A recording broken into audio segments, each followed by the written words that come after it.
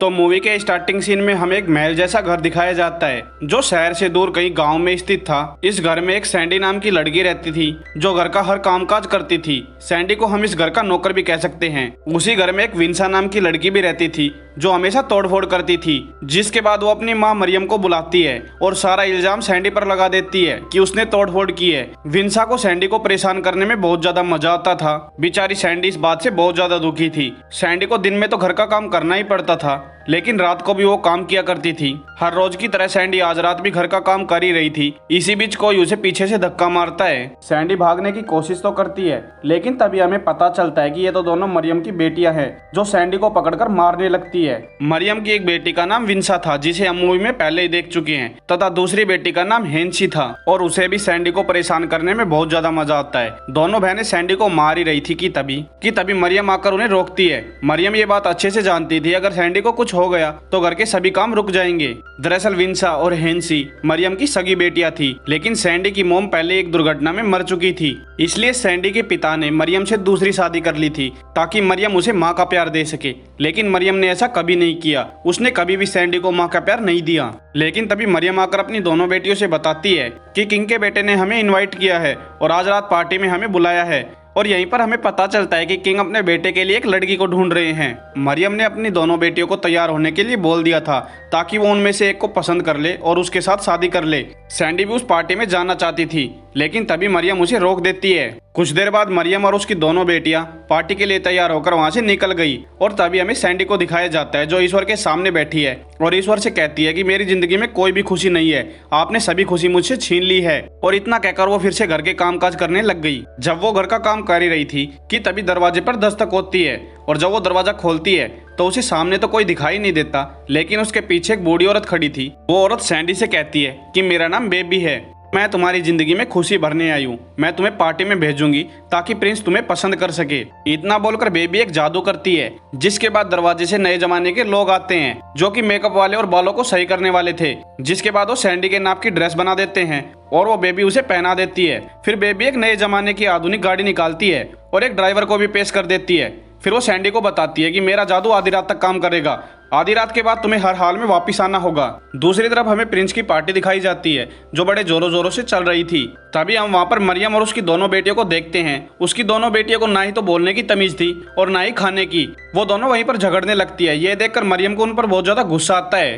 वो उन दोनों को वहीं पर डांट लगा देती है। फिर हमें हेनरी को दिखाया जाता है जो प्रिंस के पास चली जाती है। वो उससे बातें कर रही थी ताकि प्रिंस उसे पसंद कर ले। वो प्रिंस का मूड बनाने के लिए उसके साथ कुछ उटपटांग हरकत करती है, लेकिन प्रिंस कुछ बहाना बनाकर वहां से चला जाता है। फिर एक आदमी प्रिंस को जापानी लड़की से मिलवाता है, लेकिन प्रिंस को ना तो जापानी लड़की पसंद आई थी और ना ही हेनरी। लेकिन तभी सैंडी की गाड़ी घर के बाहर आकर रुकती है। बाहर खड़ा गार्ड ये बात को पचा नहीं पा रहा था कि ये कार कैसी है। वो सैंडी को एक राजकुमारी समझ रहा था। जिसके बाद वो डोर को खोलता है और सैंडी बाहर आती है। सैंडी बहुत ज्यादा सुंदर दिखाई दे रही थी। जिसके बाद सैंडी महल में चली जाती है। मरियम सैंडी को जब वहां पर देखती है तो वो उस पर बहुत गुस्सा करती है और उसे वहां से जाने के लिए बोलती है, लेकिन सैंडी उसकी किसी भी बात पर ध्यान नहीं देती।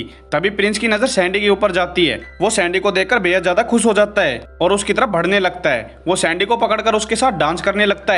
जिसके बाद प्रिंस सैंडी को एक साइड में लेकर जाता है और उससे कहता है, will you marry me. Sandy भी उसे पसंद करती थी और वो भी उससे शादी करना चाहती थी, लेकिन लड़की तो नखरे दिखाती है। सैंडी उसे कहती है, मुझे थोड़ा टाइम चाहिए। अभी सैंडी की नजर घड़ी पर पड़ती है और वो देखती है कि आधी रात होने वाली है। फिर वो प्रिंस से कहती है कि मुझे हर हाल में जाना होगा। प्रिंस उसे रोकने की कोशिश करता है, लेकिन सैंडी उसे कहती है कि मैं तुमसे दोबारा मिलने जरूर आऊंगी, और इतना कहकर वो वहां से चली जाती है। प्रिंस भी उसके पीछे पीछे आता है। जब सैंडी घर के बाहर आती है तो उसे कार नहीं दिखाई देती क्योंकि आधी रात हो चुकी थी। जिसके बाद वो भागकर अपने घर की तरफ जाने लगती है और कुछ समय बाद वो अपने हंसली बेस में आ जाती है। प्रिंस उसका पीछा कर रहा था, लेकिन प्रिंस को वो दिखाई नहीं देती, पर प्रिंस के हाथ में उसका एक सैंडल लग गया था। फिर अगले दिन हमें सैंडी को दिखाया जाता है जिसको ये सभी मिलकर सजा दे रहे थे। हेनरी अपने भाई को कहती है कि इसे बेल्ट से पीटो, जिसके बाद उसका भाई उसे बेल्ट से पीटता है और हेनरी के कहने पर वो उसकी गुफा में पानी भी निकाल देता है। लेकिन कुछ देर बाद प्रिंस के आदमी वहां पर आते हैं। जब मरियम उसे अपने घर के बाहर देखती है तो वो समझ जाती है कि ये सभी सैंडी को ढूंढते हुए यहाँ पर आए होंगे। इसके बाद वो अपनी दोनों बेटियों को बोलकर सैंडी को वहां से छुपा देती है।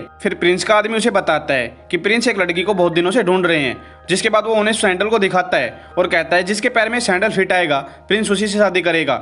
मरियम इस बात को समझ जाती है और वो अपनी दोनों बेटियों को इस सैंडल को ट्राई करने के लिए बोलती है, लेकिन ना ही तो वो सैंडल हेनरी के पैर में आ रहा था और ना ही वो सैंडल वंशी के पैर में फंस रहा था। और जब मरियम उस सैंडल को पहनना चाहती थी तो वो उसके पैर में भी नहीं आता। इसके बाद मरियम अपनी छोटी बेटी हेनरी से कहती है कि तुम अपने पैर की एक अंगूठी को काट डालो, जिसके बाद ये सैंडल तुम्हारे पैर में फिट आ जाएगा।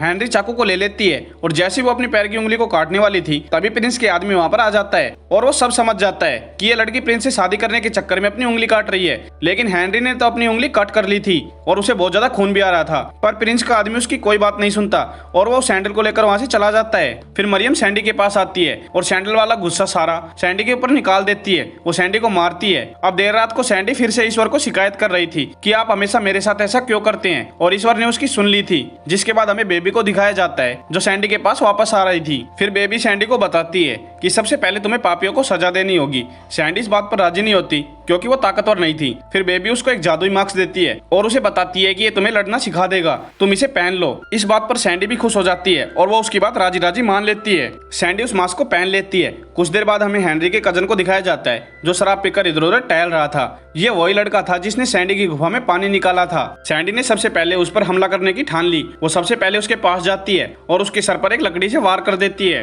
हालांकि वो लड़का भी उस पर हमला करता है, लेकिन नकाब की ताकत के आगे वो ज्यादा देर टिक नहीं पाता और सैंडी के हाथों मारा जाता है। सैंडी ने जैसे ही मार्क्स को उतारा वो सब कुछ भूल गई क्योंकि वो सब कुछ किया धरा तो मार्क्स का था। फिर हमें उन दोनों बहनों को दिखाया जाता है जो यहाँ पर बैठकर पार्टी कर रही थी, लेकिन तभी बाहर से एक भयानक आवाज आती है। हेनरी उस आवाज को सुन लेती है और वो उस आवाज का पीछा करने लगती है। ये आवाज सैंडी ने निकाली थी ताकि वो उन्हें बाहर निकाल सके। हेनरी जैसे ही बाहर आती है सैंडी उस पर टूट पड़ती है, लेकिन जवाबी हमला हेनरी भी करती है, पर नकाब की ताकत के आगे उसकी भी एक नहीं चलती और वो भी मारी जाती है। जब अगले दिन विंसा हेनरी के रूम में आती है तो उसे वहां पर दो इंसानी आंखें दिखाई देती है। विंसा इंसानी आंखें देखकर डर जाती है और वो चिल्ला देती है। उसकी आवाज सुनकर मरियम भी वहां पर आ जाती है। मरियम जैसे आंखों को देखती है तो वो भी डर जाती है। ये आंखें किसी और ने नहीं सैंडी ने वहां पर रखी थी और उन्हें डराने के लिए वो मार्क्स भी सैंडी ने वहां पर रखा था। जिसके बाद विंसा हेनरी को ढूंढने के लिए बाहर जाती है और जब वो कुछ दूरी पर जाती है तो उसे वहां पर हैंसी की लाश दिखाई देती है। जल्दी मरियम ने इन्वेस्टिगेशन के लिए एक जासूस को बुला लिया था ताकि वो पता लगा सके कि हैंसी की मौत किसने की है। मरियम को पुलिस पर यकीन नहीं था,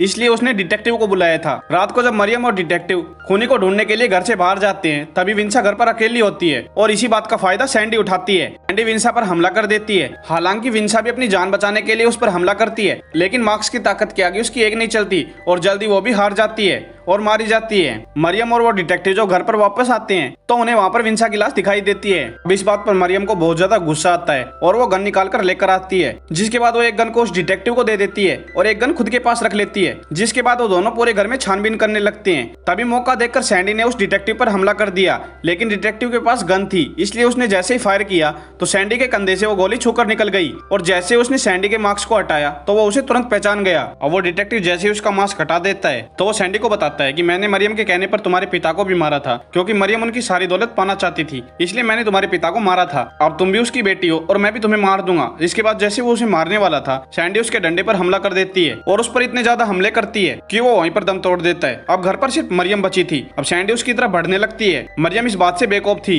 कि सैंडी ही खूनी है। इसके बाद वो मौत के साए की तरह मरियम की तरफ बढ़ने लगती है और उसे भी ऐसी मौत देती है जिसको देखकर किसी की भी रूह कांप जाए। वो मरियम को बहुत बुरी तरह से तड़पा तड़पा कर मार देती है। इसके बाद सैंडी प्रिंस के पास जाती है और वो दोनों शादी कर लेते हैं और वो दोनों शादी करके खुशी से रहने लगते हैं और यह कहानी यहीं पर खत्म हो जाती है। अगर आपको हमारी स्टोरी अच्छी लगी हो तो प्लीज वीडियो को लाइक करें, चैनल को सब्सक्राइब करें और ज्यादा से ज्यादा वीडियो को शेयर करें।